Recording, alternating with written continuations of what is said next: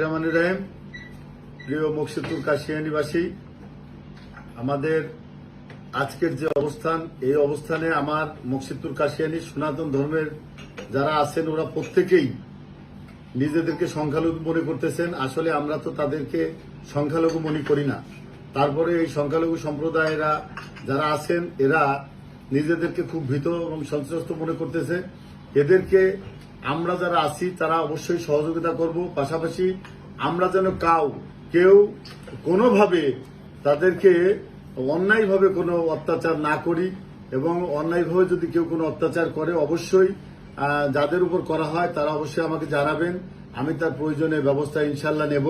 এবং আপনারা কেউ ভয়ে সন্ত্রস্ত থাকবেন না, কারণ আমরা আপনাদের সাথে দীর্ঘদিন যাবৎ আছি, আপনাদের সাথে দীর্ঘদিন যাবৎ ছিলাম, এবং আগামী দিনেও আপনাদেরকে নিয়েই তো আমরা আমাদের পথ চলবো। সুতরাং আপনারা কেউ এত বেশি ভীতু হবেন না। আপনারা অনেকেই আমাকে ফোন করেছেন, কিন্তু দেখেন আজকে 2-3 দিন হয়ে যাচ্ছে, আপনাদের কিন্তু কেউ আমাদের পক্ষ থেকে বা আপনাদের ভিতর থেকে কেউ কোন রকম কোনো অন্যায়ভাবে আপনাদেরকে কিন্তু অত্যাচার করে নাই।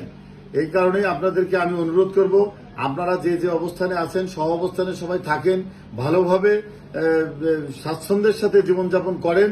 ইনশাল্লাহ আমাদের মাঝ থেকে এবং আমাদের কেউ আপনাদের প্রতি কোনোভাবে অন্যায় অত্যাচার করবে না।